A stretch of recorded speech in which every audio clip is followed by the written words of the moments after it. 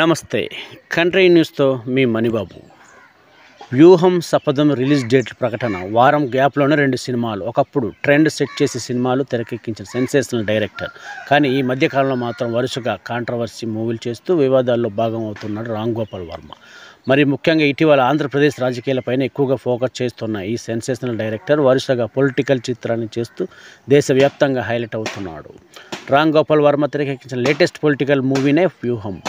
ఉమ్మడి ఆంధ్రప్రదేశ్ మాజీ ముఖ్యమంత్రి వైఎస్ రాజశేఖర రెడ్డి మరణం తర్వాత ఆయన కుమారుడు ఇప్పటికీ AP CM YS Jaganmohan Reddy ఎదుర్కొంటున్న పరిస్థితుల ఆధారంగా తెరకెక్కింది. ఈ సినిమాను నవంబర్లో రిలీజ్ చేయాలని అనుకున్నారు. తర్వాత డిసెంబర్ 29కి వాయిదా వేశారు. వ్యూహం సినిమా తమ మనోభావాలను దెబ్బతీసే విధంగా ఉందని ఆ మూవీ సెన్సార్ సర్టిఫికెట్ను రద్దు చేసి విడుదలను నిలిపివేయాలని తెలుగుదేశం పార్టీ నాయకుడు లోకేష్ హైకోర్టులో పిటిషన్ వేసిన విషయం తెలిసిందే.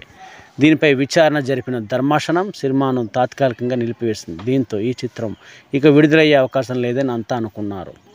వివాదాస్పదమైన అంశాలతో రూపొందించిన వ్యూహం మూవీ విడుదలపై ఉన్న అడ్డంకులు అన్నీ తొలగిపోయాయని దర్శకుడు రామ్ గోపాల్ వర్మ 2 రోజుల క్రితమే ప్రకటించిన విషయం తెలిసిందే. అంతేకాదు ఈ చిత్రాన్ని ఫిబ్రవరి 23వ తేదీన విడుదల చేస్తామని సోషల్ మీడియాలో చెప్పాడు. ఇప్పుడు అదే రిలీజ్ డేట్తో కూడిన పోస్టర్ను వదిలి మరోసారి కన్ఫర్మ్ చేశాడు. వ్యూహం మూవీని ఫిబ్రవరి 23వ తేదీన విడుదల చేస్తామని చెప్పిన రామ్ గోపాల్ వర్మ దానికి కొనసాగింపుగా తెరకెక్కిన శపథం చిత్రం రిలీజ్ డేట్ను కూడా అదే పోస్టర్లో రిలీవ్ చేశాడు.